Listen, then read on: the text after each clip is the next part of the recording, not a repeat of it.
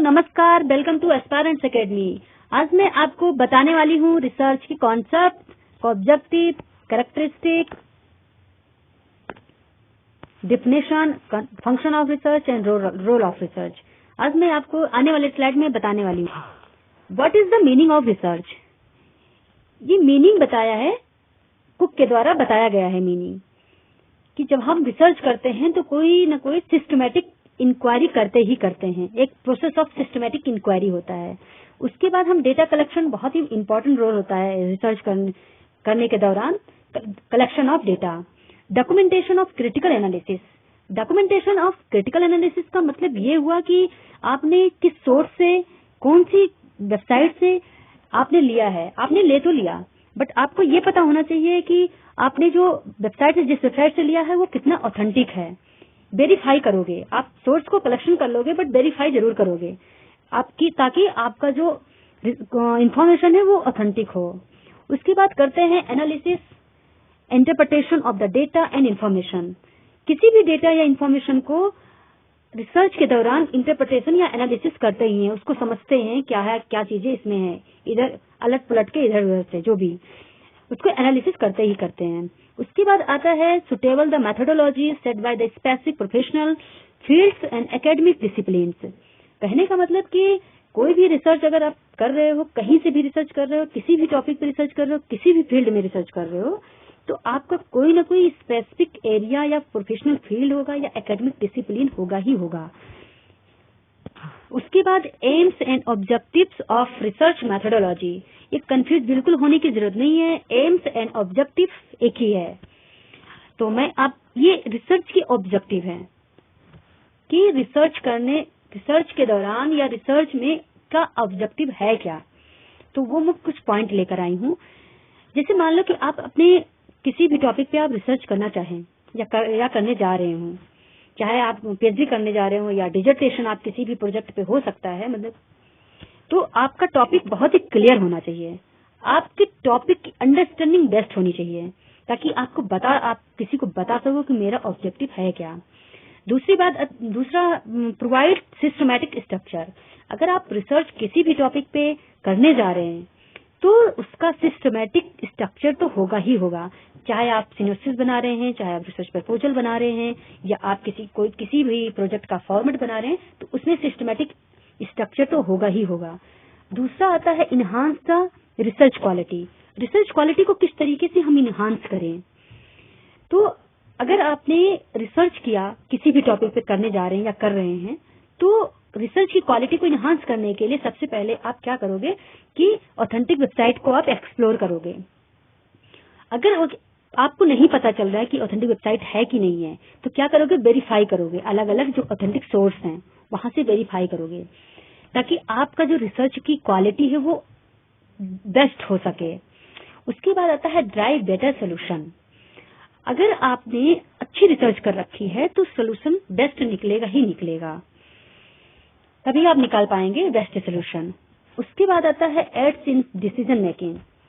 अगर आपने अच्छी रिसर्च या अच्छा सोल्यूशन निकाला है, तभी आप उसमें से डिसीजन लेने की आपकी कैपेबिलिटी बिल्ड होगी। मैं ऐसा बिल्कुल नहीं कहूंगी कि रिसर्च के दौरान ही आपकी, मतलब डेली लाइफ में भी कैपेबिलिटी, मतलब इम्प्रूव तो होते ही होते हैं, बट मैं डेली लाइफ के बारे में बात ना करके मैं किसी स्पेसिफिक टॉपिक के बारे में बात कर रही हूँ। तो डिसीजन वहां भी बहुत ही इंपॉर्टेंट रोल होता है डिसीजन मेकिंग का। उसके बाद आता है logical and systematic thinking. Logical and systematic thinking, आप रिसर्च किसी भी फील्ड में करने जा रहे हैं तो आप एज अ रिसर्चर आपके पास logical thinking and systematic thinking होना तो बहुत ही जरूरी है, क्योंकि वहां पे साइंटिफिक तरीके से काम किया जाता है। लेकिन अगर आपके पास लॉजिकली तरीके से सोचने की या सिस्टमैटिक तरीके से सोचने की कैपेबिलिटी नहीं है, तो कहीं ना कहीं आप लूफॉल होगा आपके ऑब्जेक्टिव में, आपके रिसर्च टॉपिक में या आपकी समझ में। तो इसलिए लॉजिकल एंड सिस्टमैटिक थिंकिंग होना तो चाहिए ही चाहिए। उसके बाद आता है what is the characteristic of research. वैसे तो काफी कैरेक्टरिस्टिक है रिसर्च की, बहुत ज्यादा, मतलब, लेकिन मैंने कुछ कंटेंट, मतलब कुछ ही लेकर आई हूँ यहाँ पे, जो आपको समझा सकें कि रिसर्च के कैरेक्टरिस्टिक एक्चुअल में होती क्या है।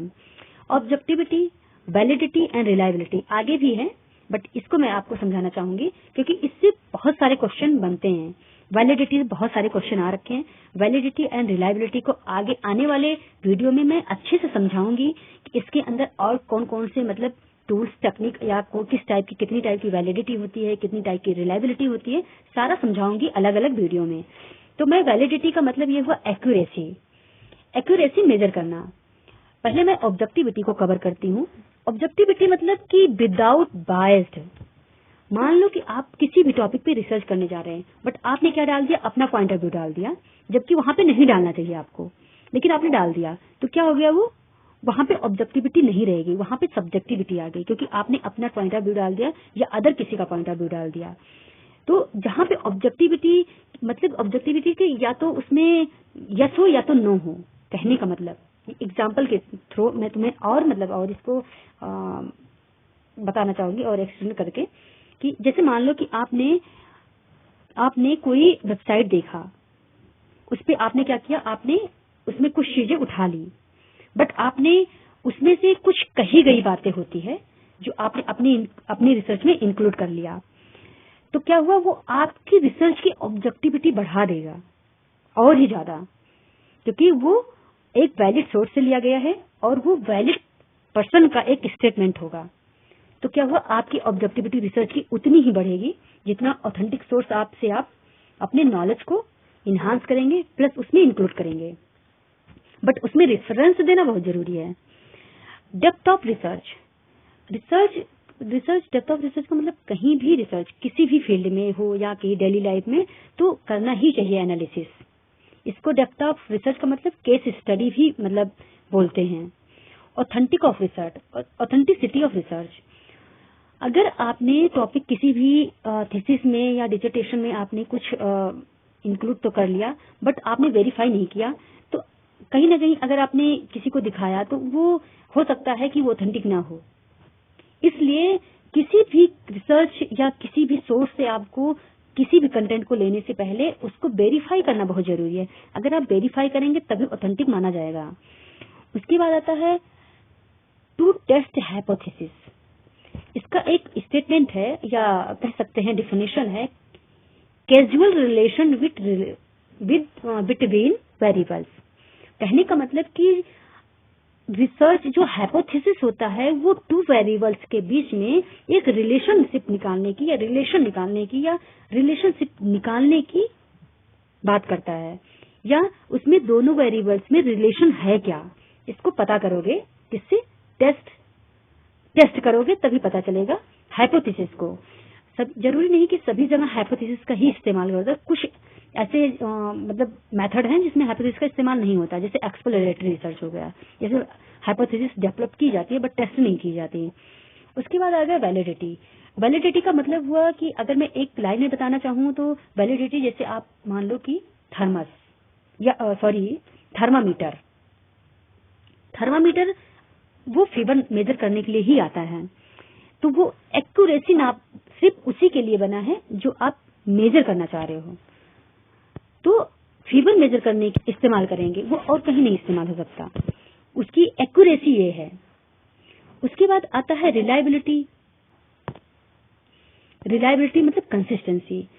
रिलायबल तभी होगा जब कंसिस्टेंट होगा, कंसिस्टेंट ऑफ मेजर।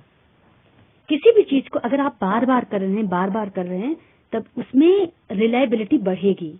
अगर एक ही चीज पे आप रिसर्च कर रहे हैं बार बार और रिजल्ट अगर सेम आ रहा है या सेम कंडीशन पे ही अप्लाई हो रहा है या सेम कंडीशन बार बार एक ही कंडीशन पे मतलब रिजल्ट आ रहा है, तो क्या हुआ, वो रिलायबल होगा। रिलायबल का दूसरा नाम कंसिस्टेंसी भी बोलते हैं। What is research characteristic? कुछ कैरेक्टरिस्टिक जो पहले मैंने अभी बता दिया है वीडियो में, ऑब्जेक्टिविटी, वैलिडिटी एंड रिलायबिलिटी। उसमें से कुछ और कैरेक्टरिस्टिक हैं जिसे मैं आपके सामने प्रेजेंट किया है। पहला आता है कंट्रोल्ड तो मैं बाद में बताऊंगी कि एक्चुअल में एक्सपेरिमेंटल के अंडर ही आता है, वो भी एक रिसर्च का ही मतलब पार्ट है, मेथड है, जो मैं आगे वीडियो में बताऊंगी। रिगोरियस, सिस्टमैटिक एंड साइंटिफिक होना ही चाहिए रिसर्च को। जनरलिटी का मतलब हुआ जनरलाइजेशन। मान लो कि आपने किसी एक पर्टिकुलर सिचुएशन में आपका रिसर्च अप्लाई तो हो गया, बट वो जब आप अलग अलग डिफरेंट फील्ड में जाके उसको देखोगे कि क्या एप्लीकेबल है, अगर वो एप्लीकेबल हो गया यूनिवर्सली तो वो जनरलाइजेशन हो गया, मतलब समझ लो। रिप्लिकेबल के 3 पार्ट हैं जो मैं आपको आगे आने वाले वीडियो में बताऊंगी। और प्रेडिक्टेबिलिटी का मतलब हुआ कि प्रेडिक्शन करना या फ्यूचरिस्टिक, मतलब ऐसा कुछ जो आपने रिसर्च में किया है वो आगे आने वाले टाइम में उसका फ्यूचर क्या होगा या आप क्या देना चाह रहे हो, वो हो गया प्रेडिक्टेबिलिटी में। वेरीफाइबल है ऑथेंटिसिटी, आपने किसी भी सोर्स से कोई भी इंफॉर्मेशन लिया लेकिन आपने वेरीफाई नहीं किया तो ऑथेंटिक नहीं हो सकता। इसलिए किसी भी कंटेंट को या किसी भी इंफॉर्मेशन को अपने टॉपिक या अपने रिसर्च में इंक्लूड करने से पहले उसको वेरीफाई करना बहुत जरूरी है। अगर वेरीफाई करोगे, वेरीफाइबल है, अगर वेरीफाई हो चुका है, अगर वेरीफाइड है तो वो ऑथेंटिसिटी तो होगी ही होगी उसकी।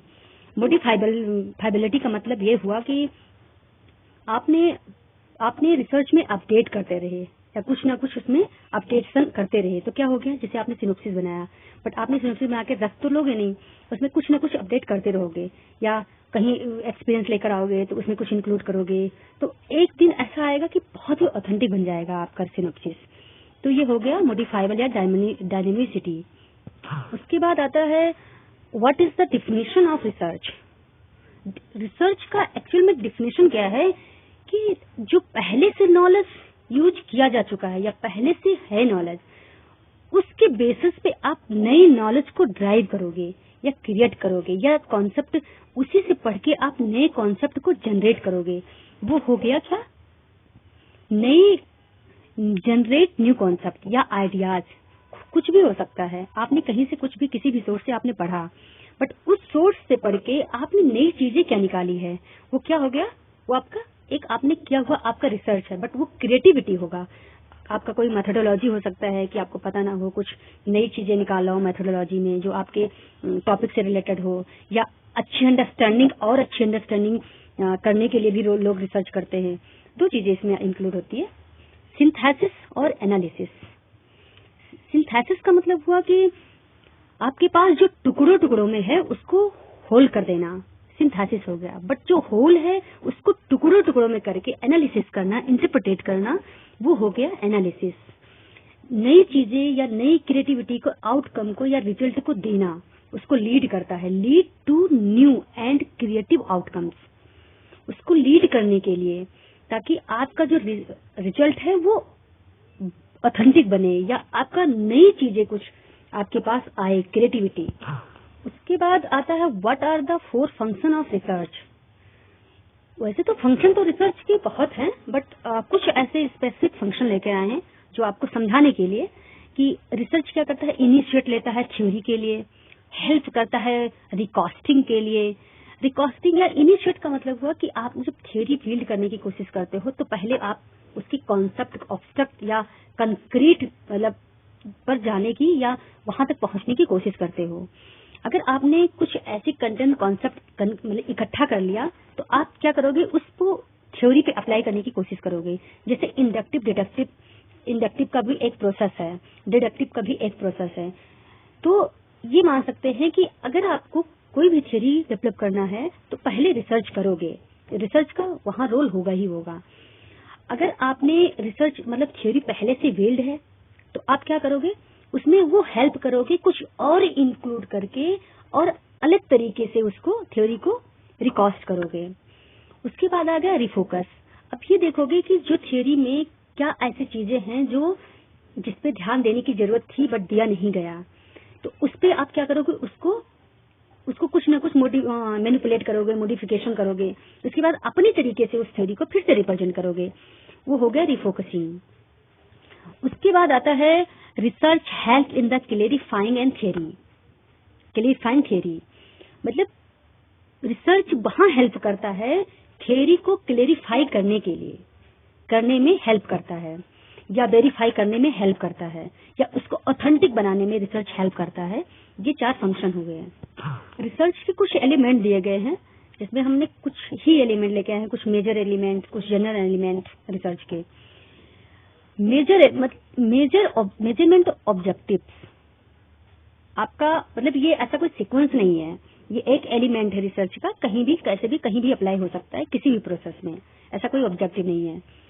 आपकी कोई ऑब्जेक्टिव होगा किसी भी टॉपिक का, उस टॉपिक से डेटा कलेक्शन का एक कोई प्रोसेस होगा, डेटा कलेक्शन करने की टूल्स होगा, वो इसमें आएगा डेटा कलेक्शन प्रोसेस में। दूसरा आता है जब आपने रिसर्च कर लिया होता है तो उसमें कुछ रिकमेंडेशन अपना देते हो, कि सुझाव जिसको बोलते हैं कि ये चीजें होनी चाहिए।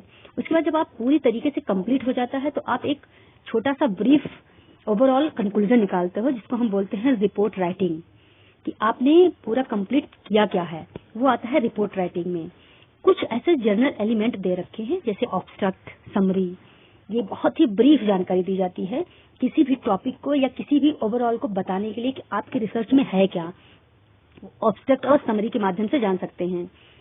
ये भी कोई सीक्वेंस नहीं है, ये ऐसे ही जनरल एलिमेंट है।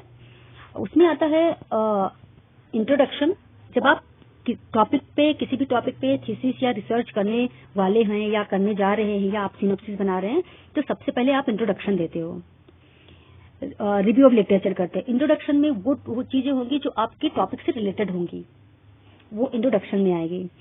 रिव्यू ऑफ लिटरेचर का मतलब ये हुआ कि आपको पता नहीं है कि मतलब मैंने तो टॉपिक सेलेक्ट कर लिया बट आपको पता नहीं है कि अब टॉपिक में मतलब क्या चीजें ऐसे कहाँ से लेकर आए, कैसे करें, कंफ्यूज हैं। तो आपको कोई कंफ्यूज होने की जरूरत नहीं है। आप रिव्यू ऑफ लिटरेचर का मतलब ये हुआ कि आपने जर्नल कोई उठा लिया जो आपके टॉपिक से संबंधित हो, या कोई वेबसाइट देख लिया, या कोई बुक्स पढ़ लिया, या कोई रिसर्च पेपर पढ़ लिया। वहां से बहुत सारे आइडियाज तुम्हें मिलेंगे रिव्यू ऑफ लिटरेचर करने के बाद कि क्या क्या मेथड अप्लाई हो सकते हैं हमारे टॉपिक में, किस तरीके का मतलब मेथड अप्लाई हो सकता है, कौन कौन से मेथड ऐसे हो सकते हैं जो हमारे टॉपिक के रिलेवेंट हो सकते हैं। ये रिव्यू ऑफ लिटरेचर आपको पूरा डायरेक्शन दे देगा आपके रिसर्च करने कि किस तरीके से आपको करना है। मतलब पूरा तो नहीं कह सकते बट जितना तो दे ही देगा कि आपका क्लियरिटी तो हो जाएगी, मेथड कौन सा अप्लाई करना है ये रिव्यू ऑफ लिटरेचर के माध्यम से भी पता लगा सकते हैं। फिर उसके बाद रिजल्ट का मतलब ये हुआ कि आउटकम क्या दे रहे हो, वो हुआ रिजल्ट। उसके बाद कंक्लूजन एंड डिस्कशन भी आता है कि रिजल्ट के बाद में आपने कंक्लूजन क्या है, आपका डिस्कशन आपने क्या किया है। रेफरेंस भले ही यहाँ मतलब ऐसा ही लास्ट में लिखा हो बट रेफरेंस कभी भी दे सकते हैं, जैसे आप पेज के एंड में दे सकते हैं जिसे हम फुटनोट बोलते हैं। लास्ट में भी रेफरेंस दे सकते हैं जिसको हम बिब्लियोग्राफी बोलते हैं। उसके बाद आता है कि रोल क्या है, रिसर्च का रोल क्या है। रिसर्च का रोल क्या है कि फाइंड करना आंसर जो आपको पता नहीं है उसको आप रिसर्च के माध्यम से ही फाइंड आउट कर सकते हैं कि इसका रिलेवेंट कहाँ से हो सकता है, या इसका रिलेशन कहाँ से हो सकता है, या किसी भी मेथड को किस तरीके से अप्लाई करते हैं। या बहुत बड़ा रोल होता है रिसर्च का इसमें, या किसी भी नॉलेज के गैप को फुलफिल करना होगा, या कहीं बदलाव करना होगा, या कहीं अमेंडमेंट करना होगा, या किसी भी प्रोफेशनल फील्ड में बहुत बड़ा बदलाव लाना होगा, तो रिसर्च का वहाँ बहुत बड़ा रोल होता है। तो ये रिसर्च का रोल हो गया।